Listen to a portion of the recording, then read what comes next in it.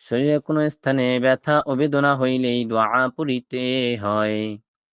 শরীরের কোন স্থানে ব্যথা ও বেদনা হইলে ওই বেদনা স্থানে হাত রাখিয়া প্রথমে ৩ বার বিসমিল্লাহর সহিত এই দোয়া পড়িয়া হাত উঠাইয়া ফেলাইবে। তারপরে বিসমিল্লাহ বাদ দিয়ে শুধু এই দোয়াটি ৬ বার পড়িবে। প্রত্যেকবার দোয়া পড়িবার সময় বেদনা স্থানে হাত রাখিবে এবং দোয়া পাঠ করা শেষ হইলে হাত উঠাইয়া ফেলাইবে। দোয়া আউযু বিইজ্জাতিল্লাহি